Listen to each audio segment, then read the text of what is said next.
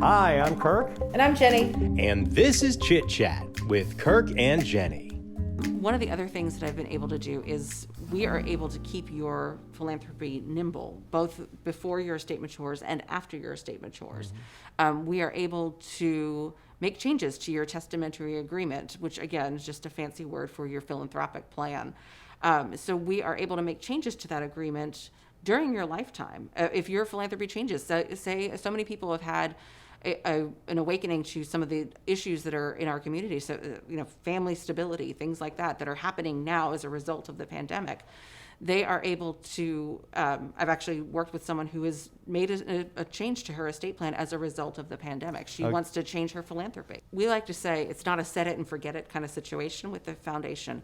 We will work with you because you've created your estate agreement through your attorney that references a testamentary agreement on file with the community foundation.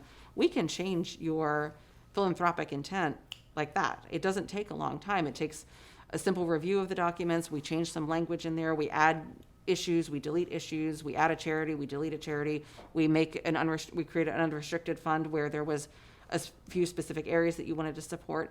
It doesn't take long, but you're not having to go back and undo your estate plan every single time with your attorney on that. You can just leave that part stable and then update your wishes with us as you need it. Okay, so let's break this down. They pick up the phone and they call you? Pick up the phone, call me, email me.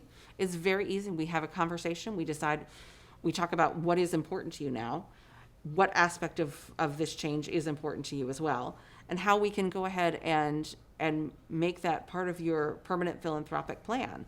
So it requires just a simple phone call, email. We'll talk about it, we figure it out, and then I go ahead and redraft an agreement, send it over to them for review, and they can sign off on it. We sign off on it here. We have our CEO countersign it, and we place that in their file as the most current amendment to their testamentary agreement. Exactly. They don't get a bill for that? Nope, no bill. No Nothing. bill. It's just... That's just what we do. That's part of the service that we offer, the value add we have as an organization, that you're not having to redo your entire estate plan just because your philanthropy changes. I mean, we all grow and change over time, and our interests change, and things really kind of expand for a lot of people. Bob and Mary, they had no idea that their interest would veer toward supporting struggling families, but that's something that's very important to them now. So let's include that. There's no reason to have to exclude things that are becoming important to you just because you don't want to undo something that you've already signed off on years ago. Well, and the other part of this is that not only do people change,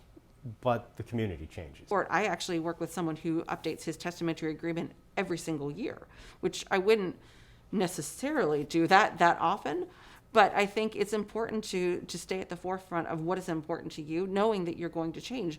We set these agreements up, and just because you set it up and it's not going to be in action for 20, 30 years, there's no reason to just leave it there because it's difficult to change. It's an easy process. It's seamless. You get to talk to me more. It's a great thing.